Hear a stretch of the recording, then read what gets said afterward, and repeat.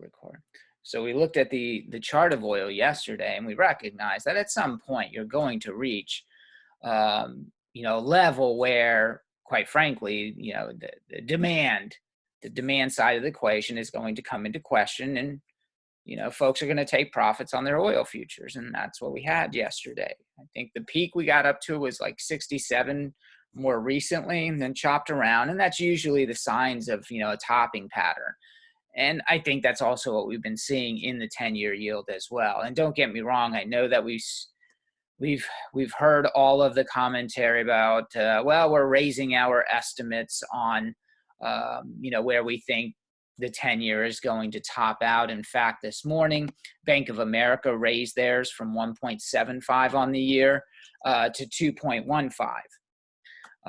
Also last night, Wells Fargo, and you guys can check out the article here at phenomgroup.com, free article.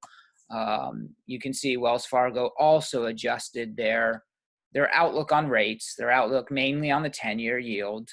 Their senior global market strategist, Scott Wren, sometimes he's on CNBC, you know, giving his take on markets and what have you. But here, as you can see, this improving economic scenario has implications for fixed income market. From a Treasury security perspective, we have moved the midpoint of our year-end 2021 target range up to 2% from 1.5% for the 10-year note, and up to 2.75% from the previous 2.25% for the 30-year bond. So everybody doing their adjustments. In my opinion, that just seems to be what we always see, which is price dictates. Price dictates sentiment. When prices are going up, they think it'll just keep going up. I don't put a whole lot of stock in these types of revisions after the fact, right? Because it does lend itself to just, you're following price. You're not doing a whole ton of revision on your, you know, your bottoms up analysis, if you will. But in that same vein, as I said, you know, you look at Bank of America this morning, same thing, you know, just happens to be when the 10-year yield tops out here. Got Bank of America revising their, you know, forecast for yields as well. B of A revises up 10-year Treasury yield forecast for this year to 2.15 from 1.75. I guarantee you, we start moving back down to 1.50%, and we spend a lot of time there, there's going to be revisions again. And it's all really just price dictation. Nothing more than that. Price, you know, breath leads price, price leads sentiment. So, and you can see that as well. We look at, well, yesterday we didn't check out the AAII survey. Remember, in the previous week, equities were higher. Nasdaq was up 3% last week. We were up nicely in the S&P, the Dow, the Russell was up like 7%. So here's the latest AAII investor sentiment survey. Not much changed. You know, we pretty much flatlined, dropped just a little bit there on the bullish sentiment.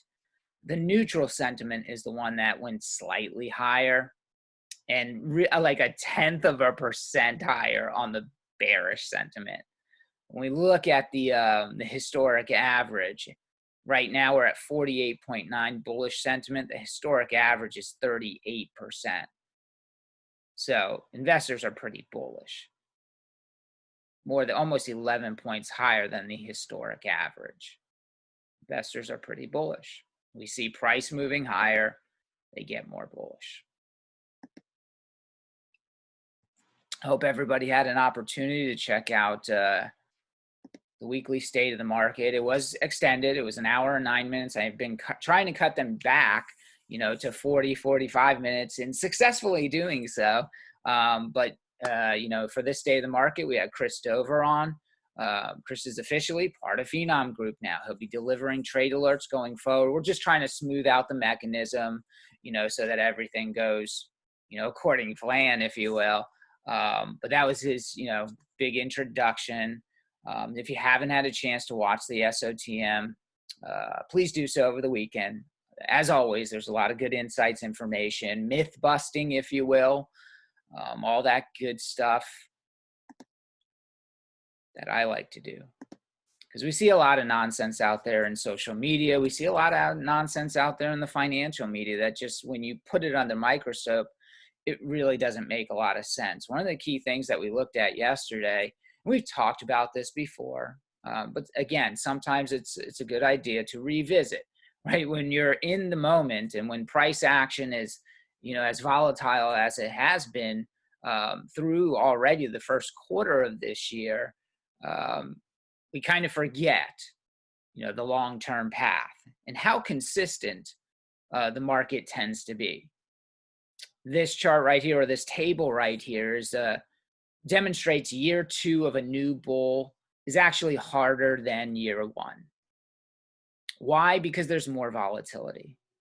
The first year of the bull market tends to have the biggest gain, right? You've hit a significant low, a significant trough in price, and you bounce off of that, and that creates its own momentum. It creates its own positive fund flows into equities, and you get mini corrections here and there, as we did in 2020. Nonetheless, the trend is higher, and you tend to get a really large gain coming off of that trough in a bear market. But year 2 is also positive. It's just tends to come with a bigger average drawdown than year 1 of a bull market. So second year off of a major low, as you can see here, the average return going all the way back to 1957, the average return is 12.7%. It's pretty good. It's a big study, big sample size, if you will. But the maximum drawdown on average is 9.8%. You can see that there have been bigger ones, but there has also been smaller ones. This one here, 17.1%, that happened off of this major low in 2009. We know that happened in 2010, right? We went through this kind of mid-year correction in 2010 after the S&P 500 just kept traveling higher for much of that year. Let's see.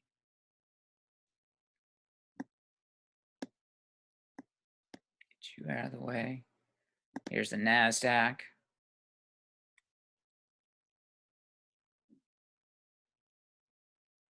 Oh, well, we can do the S&P. I don't know why actually don't know why I changed to the Nasdaq. I do want to take a look at the Nasdaq nonetheless, see exactly where we are. We finished below the 50-day moving average once again yesterday, but it's a good idea to see if we've got any good. Let's take this to 2009. We'll take this one to 2010. Let's go to, there we go.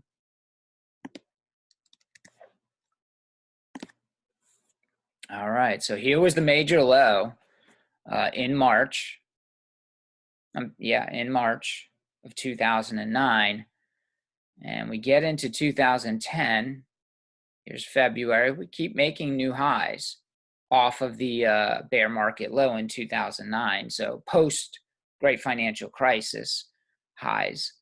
And then April's typically a good month, right? In fact, April is the second best month of any calendar year, in history for the stock market. But such significant rally, market finally corrected, and corrected pretty substantially, down 17% from this peak here. That's a pretty steep correction. Could it happen again? Well, we have been following the 2009 to 2010 analog.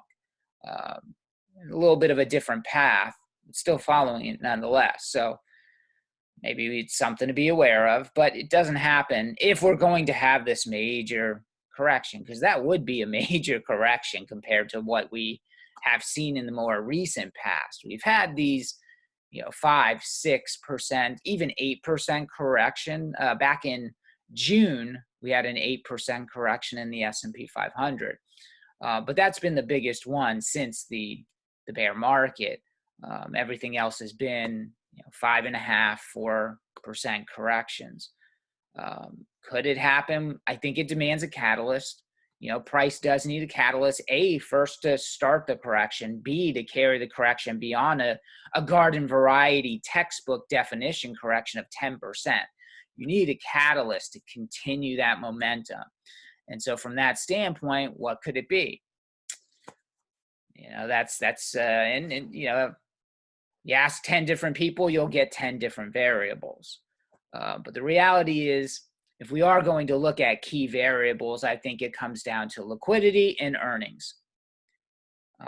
We are going to see some pretty substantial earnings growth this year on the magnitude of 35–45% based on consensus estimates. And the liquidity is extremely strong. It's nearly 4 times what we had, you know, from the great financial crisis period. Those seem to be the more concentrated variables, if you will, that determine, you know, the trend, the long-term trend, and or a corrective wave. I think one of the reasons why we've had more shallow dips is because of that excess liquidity. So we'll see.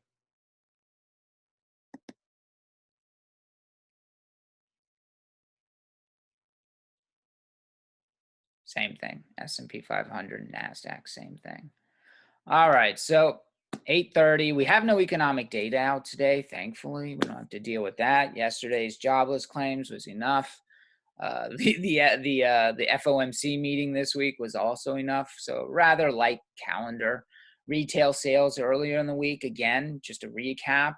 The month over month was pretty much worse than expected, but had a very tough comp, and you had basically a whole state shut down for, you know, a couple weeks. Texas, weather issues all over the country. But when you get a key GDP state like Texas that is basically shut down, you know, that's going to impact retail sales. However, on the year-over-year basis, it was a very strong number, and that's the most important thing. We still hit record level retail sales.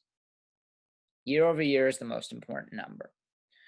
All right, oil's now down 30 cents there. European markets this morning also under pressure. I think they're just basically playing catch up to our market yesterday. Asia overnight, same thing. They saw us go down pretty substantially, down 3% on the Nasdaq, 1.5% on the S&P 500, playing a little catch up with us as well. As I said, bond yields peeling off a little bit here today, peeled off into the final, you know, couple hours yesterday. Post-pandemic high on the 10-year yield now, 1.754%. We finished right around 1.71% yesterday, just below 1.7% here today. We'll see what the low is. It had been a little bit lower, I think down about 5 basis points in the 3 to 4 o'clock a.m. Eastern Standard Time hour this morning. Gold slightly bid here this morning. Silver, copper are down. The dollar's been, you know, hanging right around unchanged, but tilted to the upside here this morning as well. And futures. Futures are off of their high. We had seen Nasdaq futures, 5 a.m. hour, was up more than 100 points. Took the biggest hit yesterday. Tech tends to take the biggest hit. The Nasdaq tends to take the biggest hit. But this morning, it's, you know, also getting the biggest bump here so far. Looking at Dow up 23. There might be some topping issues in the Dow. One of the things that LPL Financial recognized with respect to what has taken place in the Dow, we had talked about this in a study that we looked at regarding forward-looking returns when it comes to, you know, 1,000 point and 5,000 points achievements in the Dow. But here, LPL Financial, this was the fastest ever Dow Jones Industrial Average milestones. This one here, from 32,000 to 33,000. 5 trading days, folks. Can you say blow off top in the Dow? And it felt that way yesterday. I mean, we had a significant intraday reversal in the Dow. But what we see taking place in the market right now, in my opinion, is largely about monthly options expiration week, which we are in. And today we've had futures expiration already with respect to VIX futures. It's quad witching day. This tends to be a very volatile price session. It may not be an implied volatility day, but it tends to be a very realized volatility day. So the S&P 500 could be up, down, all around, while the VIX itself may deteriorate. It's the realized volatility that gets magnified on quad witching day, not necessarily implied volatility. Implied volatility is about 30 days, right? Realized volatility is what's happening in the S&P 500 that day, the price action that day. So again, fewest days it's ever taken to move 1,000 points in the Dow, or from 1,000-point levels, I should say. 5 trading days, 3.1%. I mean, you know, it's a little bit of a different time period, I'd say. And these are the things you have to kind of, you know, factor into, you know, your market outlook. This is also why we say be flexible. Be very flexible when you see conditions like this, when you know there's excess liquidity sloshing around, when you know that you know, people are getting $1,400 checks and $300-$400 checks a month going forward for childcare. You know, a lot of that money is going to come to the market. Hopefully it goes to childcare, but not everybody is as disciplined as we want them to be. But these are, you know, touch points with the market that you need to understand, and why you need to, you know, be expressing some flexibility, you know, in your game plan, flexibility with your market outlook. So far, history's been a pretty good guide. Something that we also talked about in last week's weekly research report. And this is the updated version. This is the updated version here. Get this out of the way, sorry. This is the Nasdaq 1998 to 2000 analog with 2020. And we're still watching, you know, the S&P 500 analog from 2009 into 2010, because that is still working quite well. You know, but for all of the people that are, you know, thinking that the Nasdaq is done, and we're going to see a different type of relative performance between the Nasdaq and the S&P 500. I don't think that they're studying their history. Like, we've seen this before. It's lining up just as it did in 1998 through 2000. It's lining up perfectly. We are right where we should be, folks. We are right where we should be. We can look at all those different variables that I've talked about earlier and say we're informed. But until this changes, this is the outlook. This is the outlook. Again, think about the Nasdaq. The two most heavily weighted instruments in the Nasdaq, Microsoft and Apple. Anything wrong with those business models? I didn't think so. We could go down the list: Amazon, Facebook, Nvidia, Adobe. Anything wrong with these business models? Anything wrong with the trending earnings and sales that we've seen from these companies? Like, it's all fun and games, you know, to speculate that it's over for the Nasdaq, it's over for tech, they've lost their leadership. The reality is it's doing exactly what it's done in the past. We get these, you know, these momentary pauses, and then it's liftoff. Everything's kind of catching up to, if you ask me. I was looking at, you know, the different sector PEs this morning, because I've been up very early and I had stuff to do, right? Or I didn't have stuff to do, so this is what I did. I was looking at, here's the S&P 500 forward 12-month PE, right around 21.7, right? Consumer staples, 19.7. Financials, 15.2. Healthcare. But here's the thing I want to point out about some of these. especially financials, right? Because, oh, financials is going to lead the cyclical bull market from here. That's what we're hearing, right? Big money center banks, financials, regional banks, they're going to lead. Tech is going to fall back, especially if rates are rising. That benefits the banks, that benefits the financial sector. Yeah, but the market already knows that. That's what it's been pricing in. And you can see here the peaks are pretty similar. Not sure if I tweeted it out. No, I haven't yet. I will. But you can do your, let's see. Just draw a line. Here we go. From here to here. Right? You can draw your line, and this looks like a lot of resistance here in the PE ratio for the financials. Can it break out and keep going higher? Anything's possible. But when we do this, we're looking at probabilities. What are the probabilities? Well, in the past, that was it. That's the ceiling. So until proven otherwise, this looks very toppy, folks. Just like the 10-year itself looks very toppy.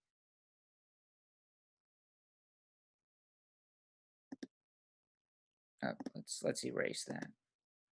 Otherwise it stays. Any questions, do put it in the chat box. Thank you. Why does increased volatility exist on quad witching? Because there's price gravitates to where the greatest exposure is because you can see it. So people just pile on. So, you know, the price just keeps going in that direction. And then when it achieves, you know, and the options are rolling off, well, there's vacancy. There's like a black hole there. There's no demand once, you know, the sentiment in price is realized. So as all these options are expiring, there's no backfill really. There's just not a lot of backfill. But then you also have, okay, there's no backfill there, price dips. Then you have the dip buyers that come in. You have fund flows that come in. You have people that are actively wanting to buy at lesser value. So it's a confluence of a whole bunch of things, but mainly, you know, it's where the gamma exposure is where price tends to gravitate to. And on quad witching, it wants to complete the life cycle of those options at expiration. And once it does, you've got kind of like this emptiness. I call it the wormhole. It just seems like, you know, you get there very quickly. And we saw this the last quad witching day. We did see we had a nice up day going probably until about 1:30 for those of you who remember that day last month. And we gave I think we were up a good 30, 35 points. We gave everything back.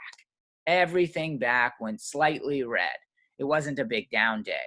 But from like 30 plus points higher through midday to lose all of that on quad witching day, it just goes to show you how, you know, the whole operation affects, you know, price. So, you know, with that in mind, you know, we harken back to February's monthly options expiration week, and we say to ourselves, we know what to expect.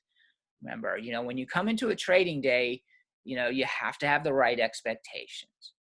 And a quad witching day holds different expectations than a normal trading day of the week.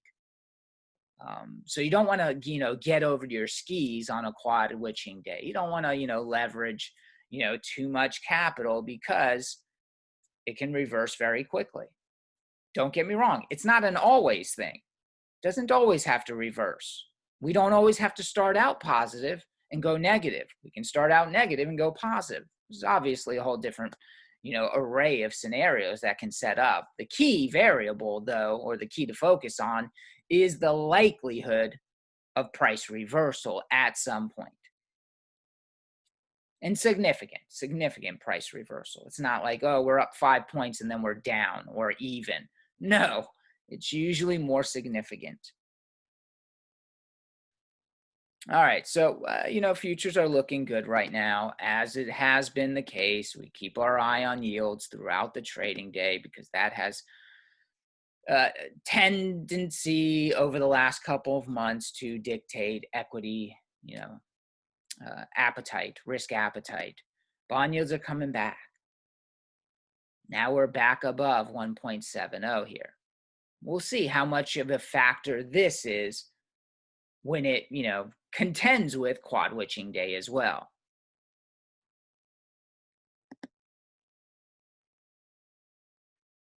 And just to re-up what we also talked about in the state of market here, where is that gamma exposure? Well, it fell this, it's up here at 39.75, 4,000, 39.50, 39.25, 3,900. Don't be shocked if we run the gamut here in price action either.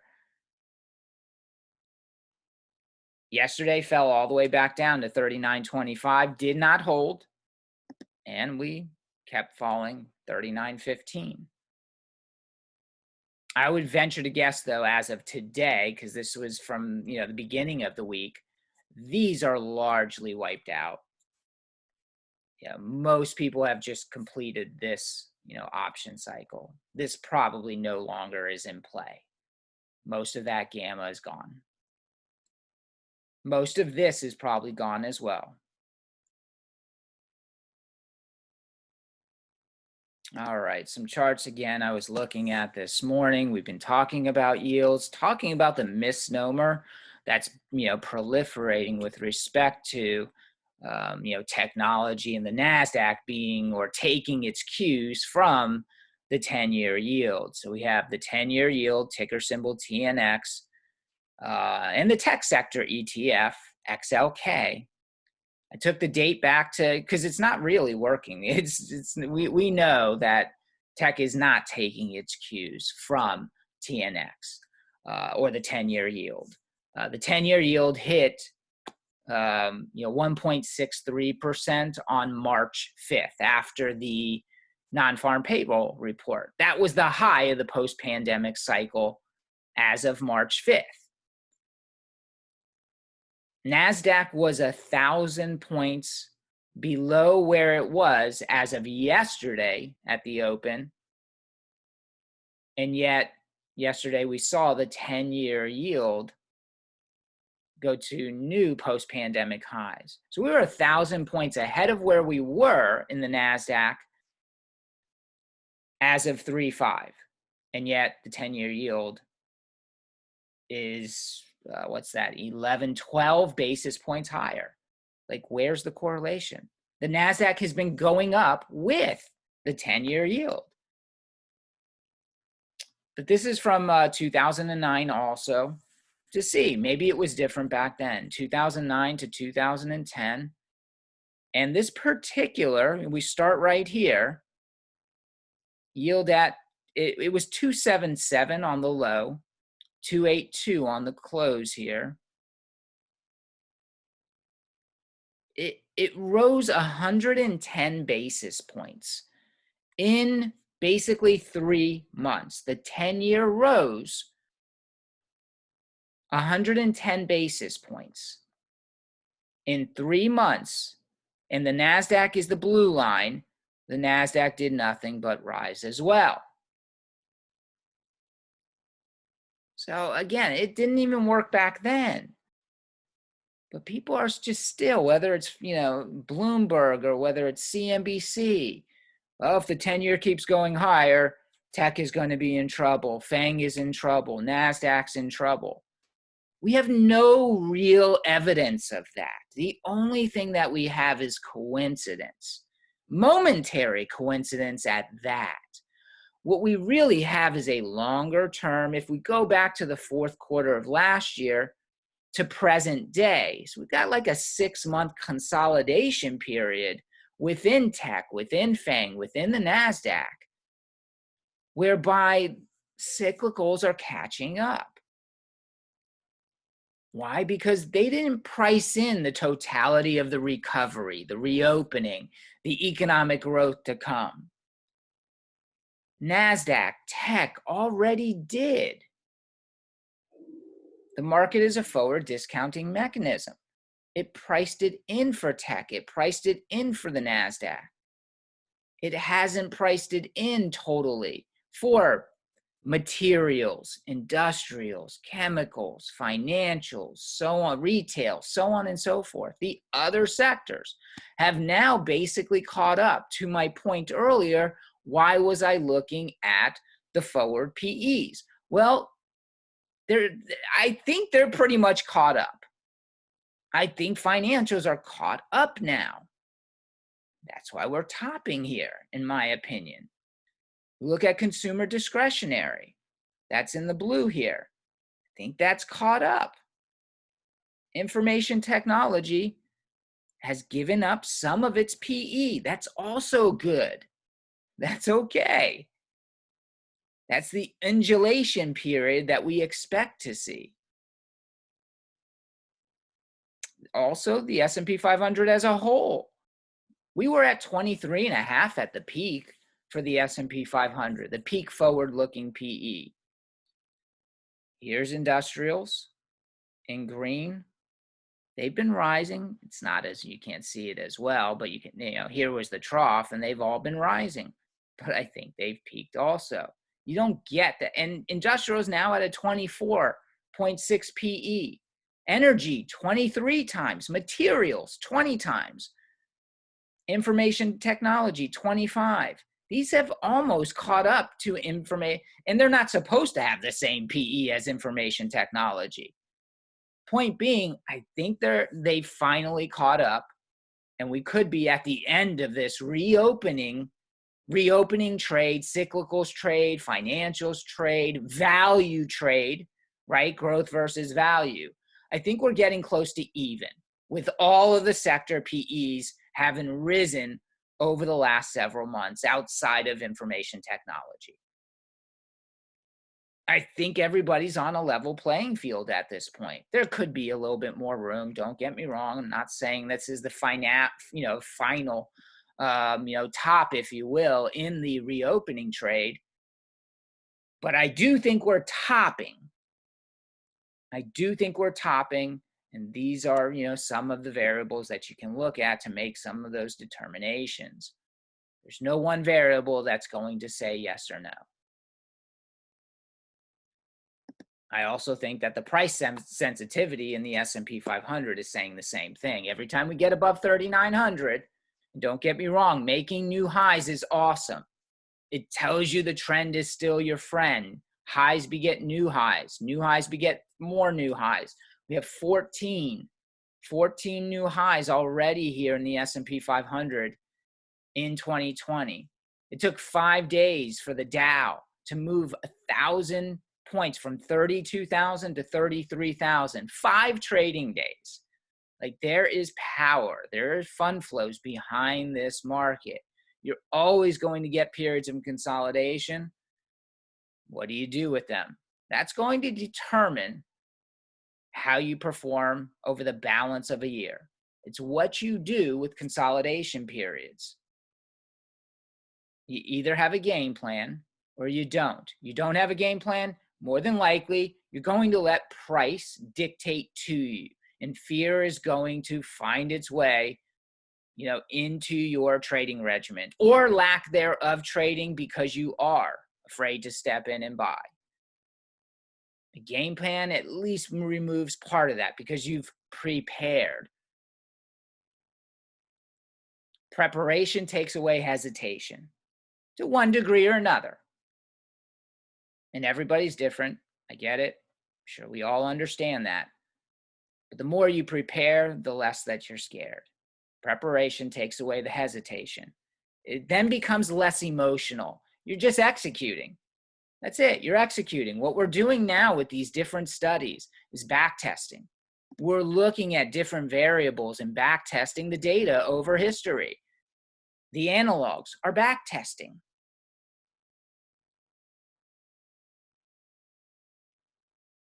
This is all our due diligence, week in and week out. You're back testing, seeing what history tells you. all the quantitative analysis that you do on a week, in the weekly research reports that you read. It's all back testing. It's history. It's human behaviors.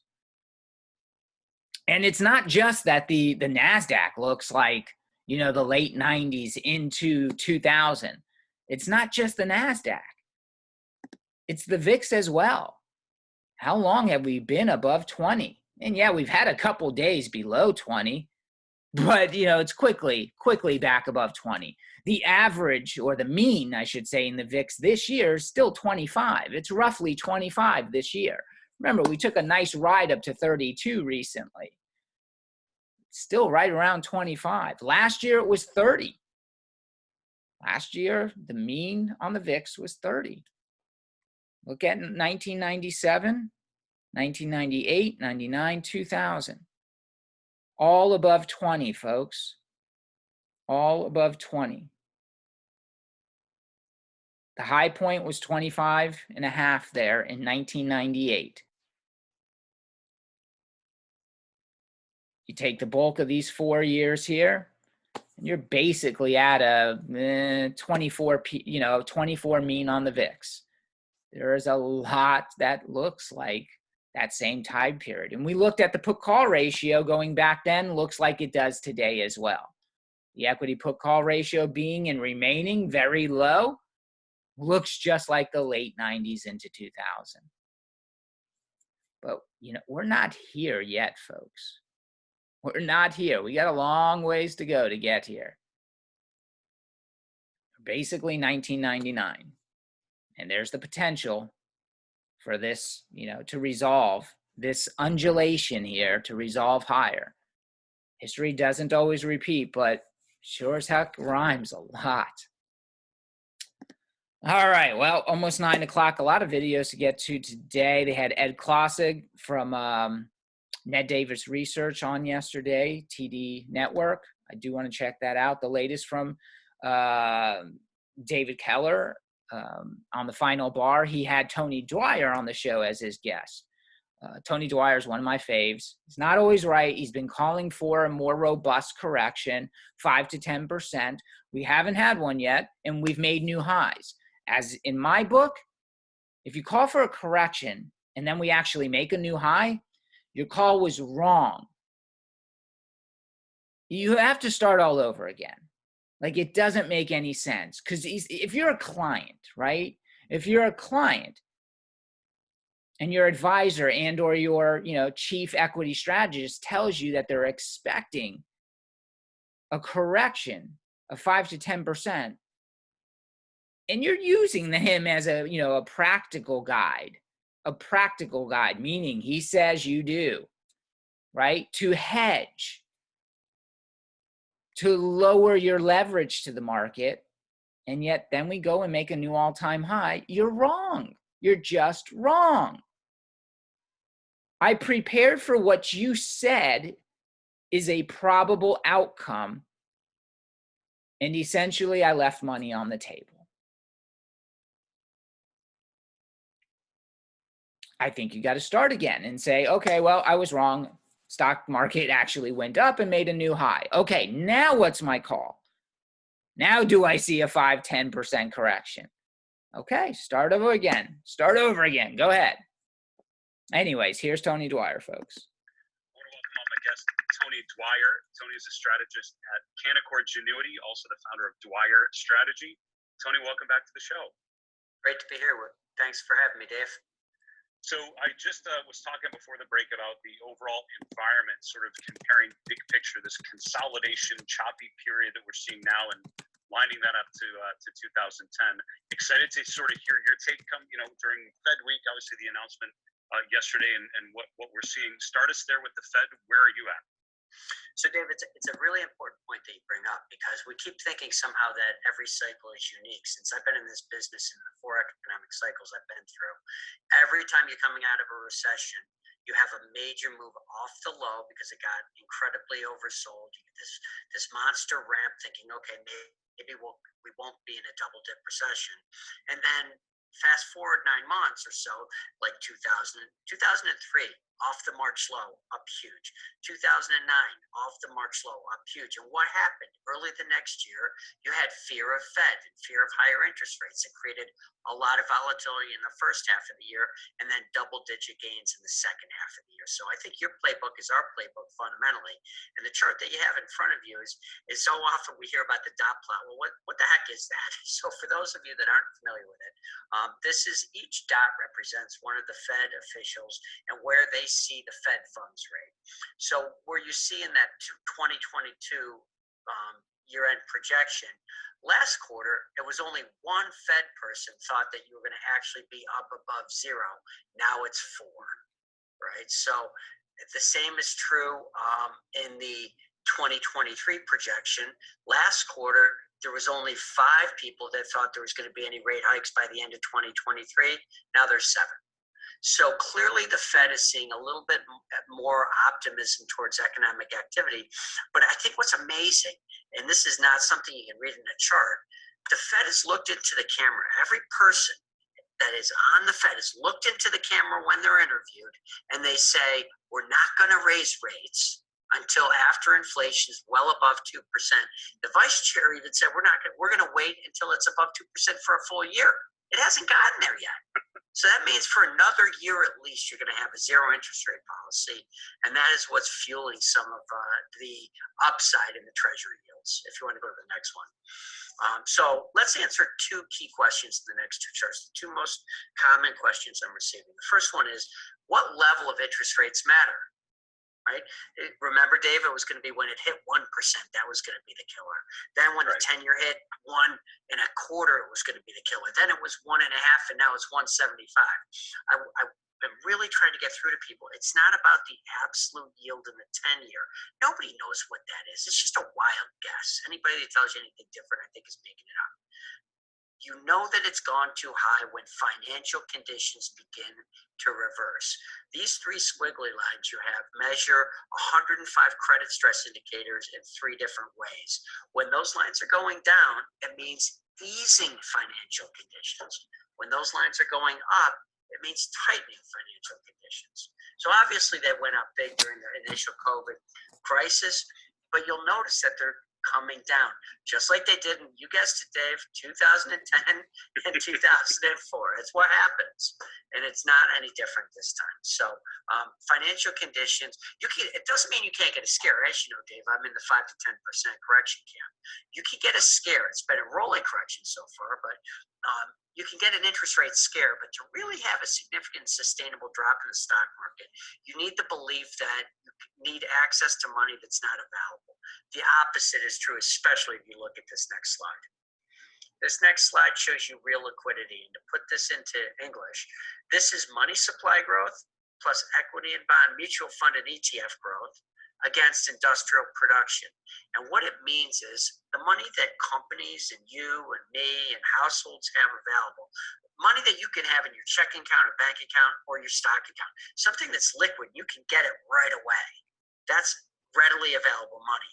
And this chart takes it against minus what it takes to produce economic activity as seen through industrial production.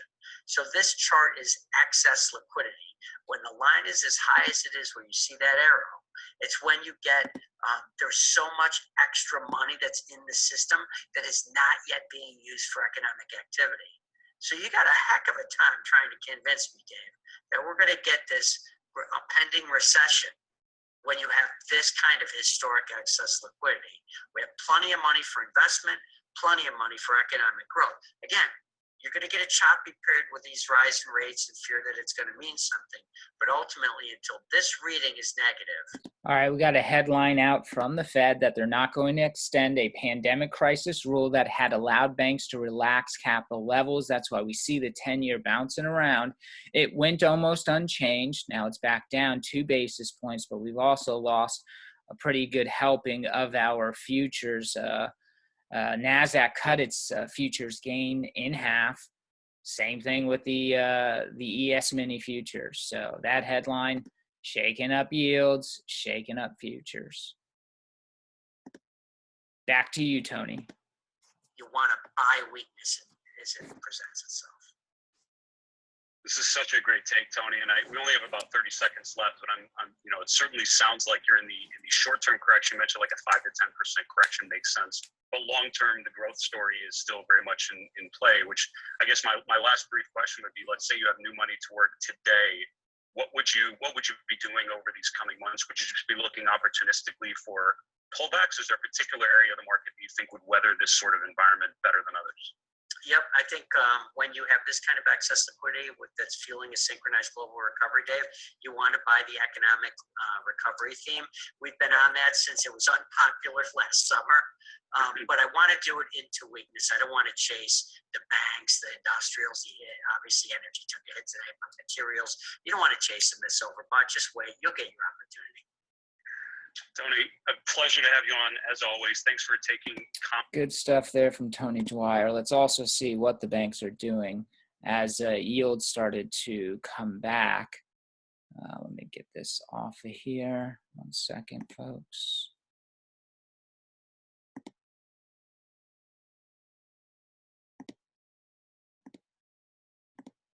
All right, JP Morgan is lower, a couple dollars lower actually. Now $3 lower. We're seeing all the big money center banks getting hit here, folks, on that headline from the Fed. Again, yields trying to find their equilibrium given the headline.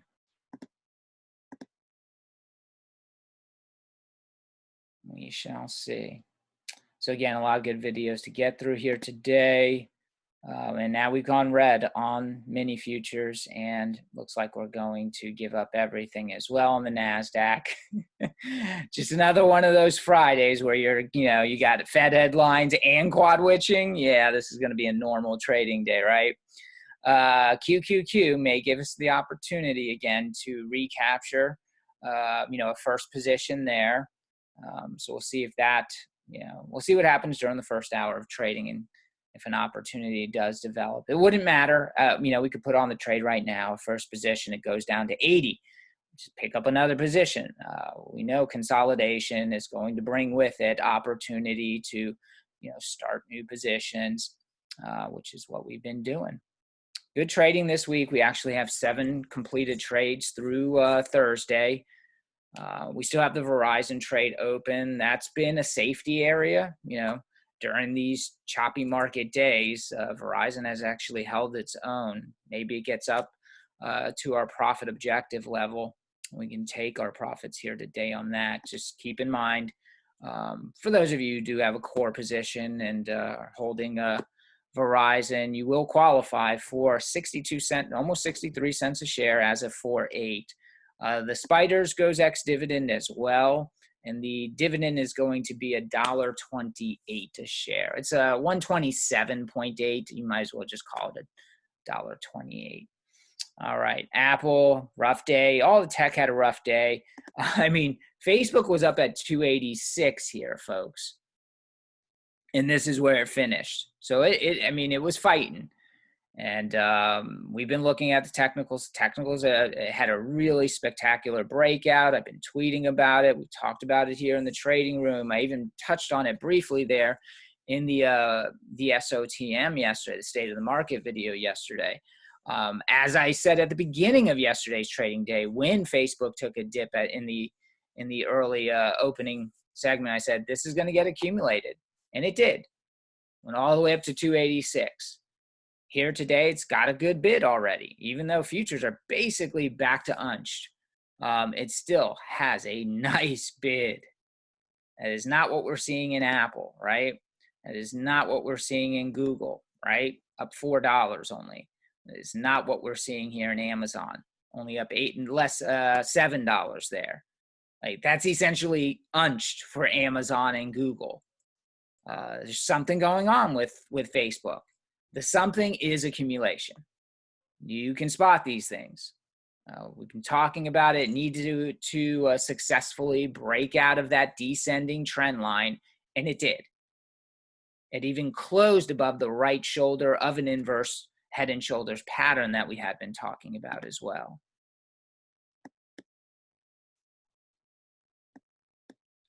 Move. This is bothering me. Go away.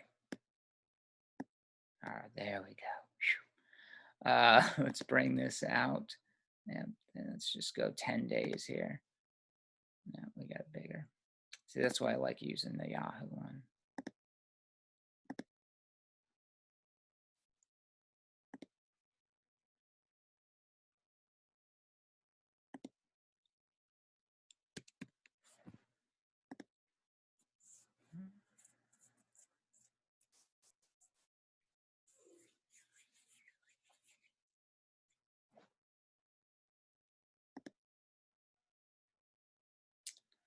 All right, so here we are.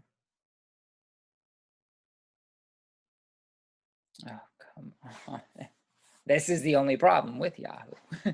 It's a pain in the ass. All right, here we go. So there's that descending channel. You can see kind of an inverse head and shoulder. We finished above it now 2 days in a row. We also broke above this level here, the more recent, local high, if you will. And that's why you see this accumulation happening. It's under pressure simply because the broader market came under pressure yesterday. But you generally don't get these opportunities where you see clean, clear breakouts followed by relative strength in the, fan mag segment of the market. You don't usually see the opportunity to participate in that accumulation before it does make more significant highs.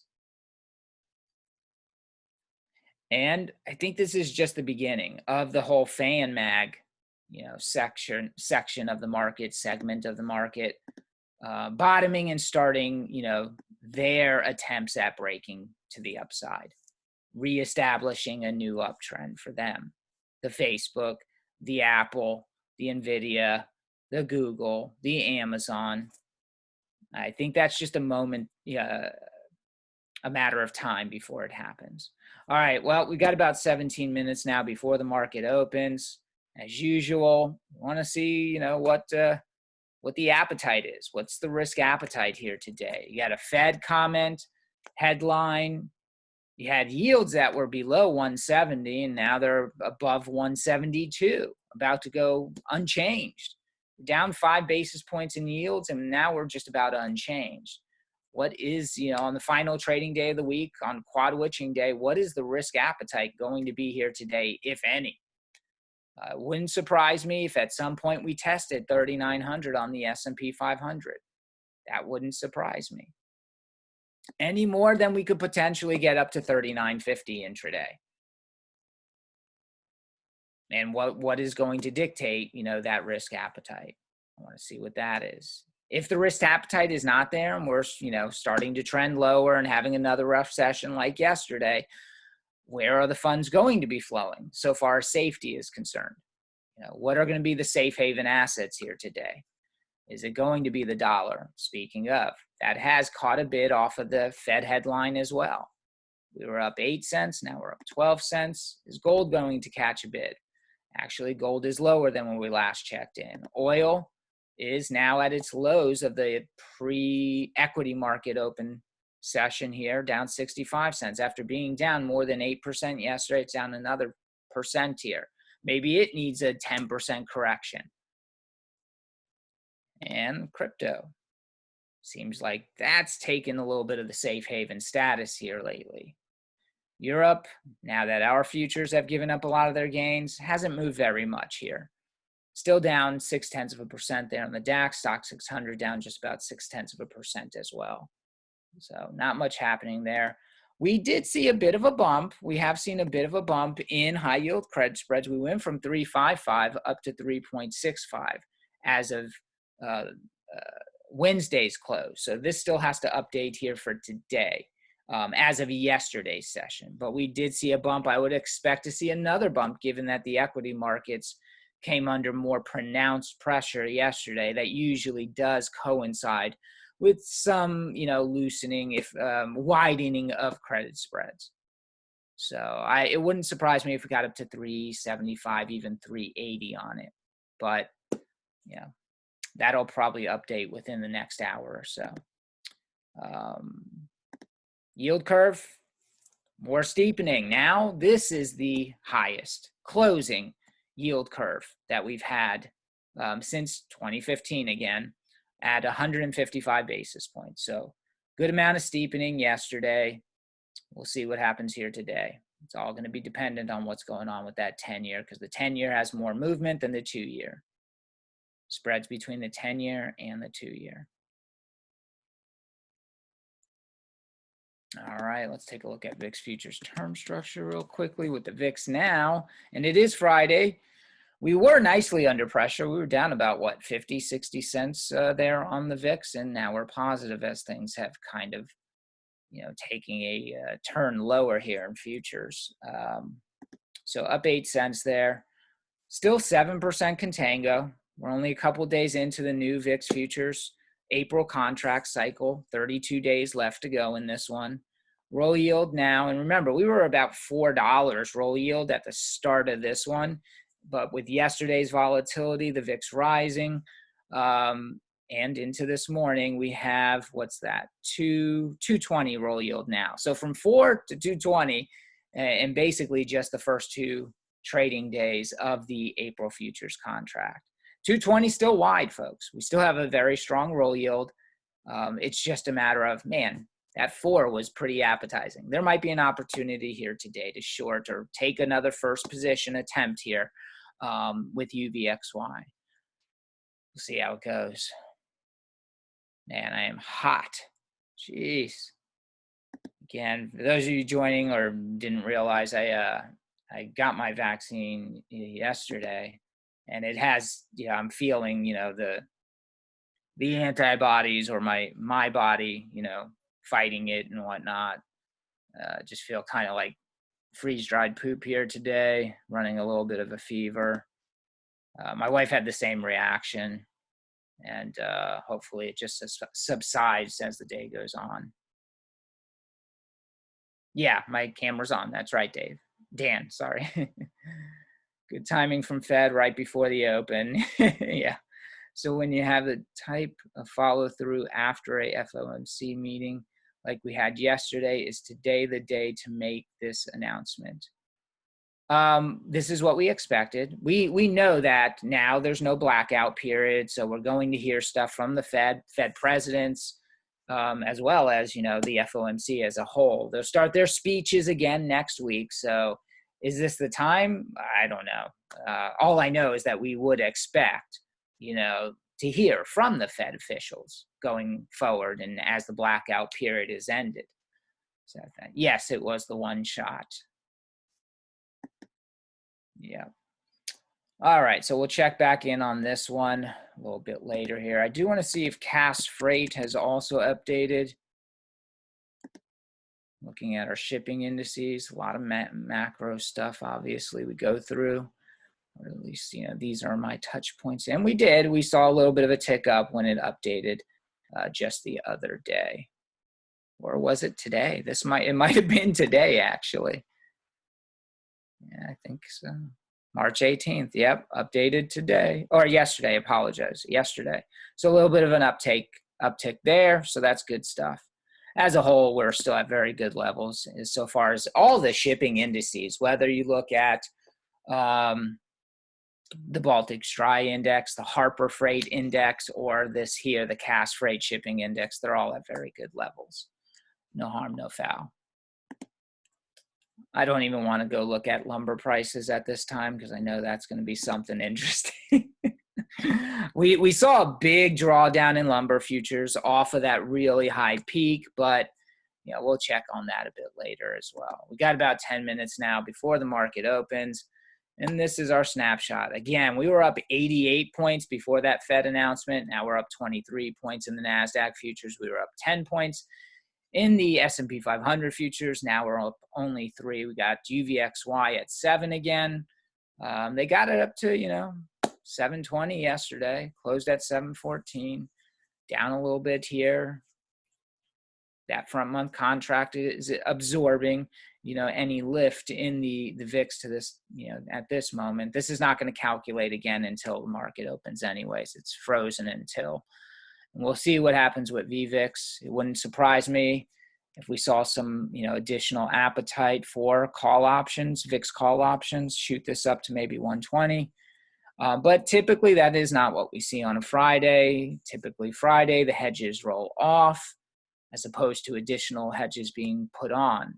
However, that may change given the dynamics that we have at this point in time related to rising yields, related to quad witching, related to the markets being at all-time highs this week again. We'll see how much of that, all of that plays a role in the hedging activity here on a Friday. Do they want to accept some of that theta going, over the weekend? I don't know. We shall see.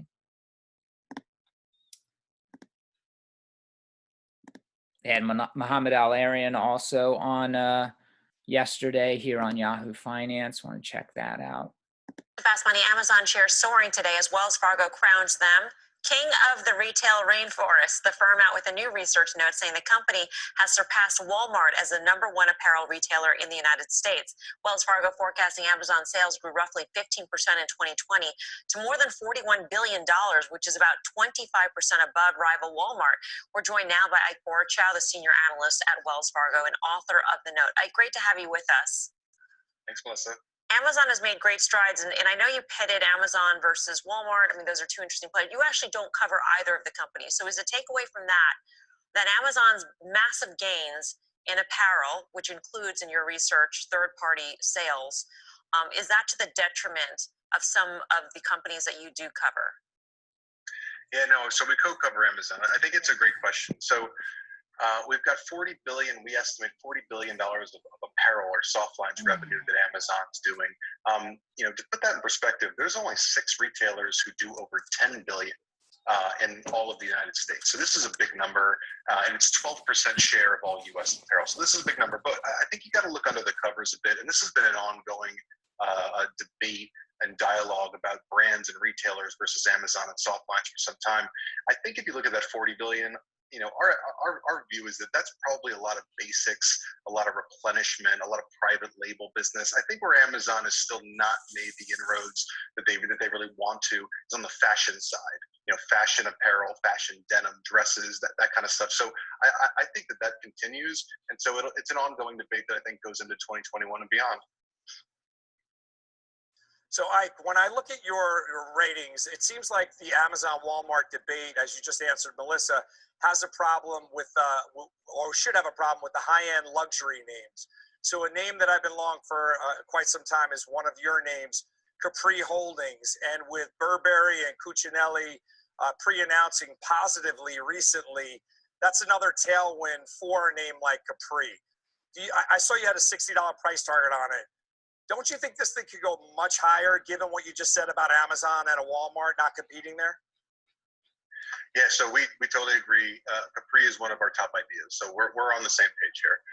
What I would say to bring Amazon back into the conversation is that if you want to compete with Amazon, the middle is where you don't want to be. You want to go high, you want to go low. So when you talk about Capri, you've got Michael Kors, accessible luxury, and then the crown jewel is really Versace and Jimmy Choo as well. So you're doing that on the high end. And then on the low end, think about off-pricers. Think about TJ Maxx, Ross Stores, Burlington. That's a good way to avoid it because the value that those retailers offer, Amazon can't match. So again, going high and going low is the way to go. For Capri, look, I think this is one of the few calls that you got to stick with in retail right now. The group is run. Our group's up 75% in the last couple of months. I haven't said that since I think 2010. So it's great. It's great to be a bull in retail, but now you got to start looking at names that are going to have duration. And I think because of those luxury assets that Capri owns and because of what they're doing to stabilize the Michael Kors brand for the first time in a long time, that call has duration. That call can keep working. Just the bottom line, it sounds like you're kind of not that concerned about Amazon share in the market. I mean, it is about, as you outlined, a third of all online apparel purchases in the United States. You're not that worried about it because they are selling basics? I'd be worried if I sold basics. Right. I think an underweight rated name, Karen, to call out would be Hanesbrands. So we have a sell rating on Hanes brands. What Amazon is doing right now is they're going after, think about it, packed up T-shirts, bundled socks, underwear, going at it with private label Amazon essentials. It would concern me if I was a player in that space, because that's really where they're targeting. Ike, great to speak with you. Thank you. Thank you. Fascinating research. Ike Borochow. Karen, how do you sort of connect the dots with this research report and the retail names you like? Well, a few dots there. I mean, Walmart, of course, which I have a position in. Target, which I have a position in, which does differentiate itself on fashion, which is something that he was talking about Amazon trying to do. And then, I think that I don't love hearing Amazon sort of taking over Walmart's position, but I think Amazon, Walmart, and Target have all gained share. And I don't think they're going to be giving all of that share back at all, because they've been able. Somebody sounds like me. To pivot, and Amazon, of course, they were already doing online very, very well, but now I think Walmart and Target are doing it very well also. So I think they'll maintain that share, and the differentiation, even if you take out AWS, the Amazon valuation is so much higher. So I'm long all three, but my biggest position, Target, Walmart, then Amazon, much smaller. Yeah, I mean, Guy, for some reason I want to go to you on this, because I feel like you'll have some comments on Hanes brands or whatnot. But I mean, it's worth noting that Target does have a multiple billion-dollar brands under its own umbrella that it has built itself. Yeah, there's no joy quite like the joy of opening up those bundled socks and underwear from the Amazon every few weeks. I mean, I just can't control myself when they make their way to my door. But he makes a great point about Hanes brands. I mean, you don't need Hanes brands when you have Amazon. What I will say is, great job by Steve on Capri Holdings. And the other name that's going to be really interesting tomorrow is Dollar Gen reports before the bell. That stock obviously has come off significantly since the all-time high back in October. I think the setup for Dollar Gen is great, whether they miss or not. I think if they miss, you buy the dip. And if they come out with a great quarter, you buy into the strength. So for an opportunity tomorrow after earnings, Dollar Gen to me is really interesting here. All right. About a minute now until the market opens. There is a trade alert out there on TQQQ. We'll see if it can achieve our price target entry. And we've gone exactly flat there now on and negative on futures, barely alive here on the Nasdaq, forces us to look what's going on with yields. Got worse in Europe as well, lows of the day now. And there's bond yields again, still right around the, and there we go. Hang on to your hats, folks. All right, I'm going to drop the mic here.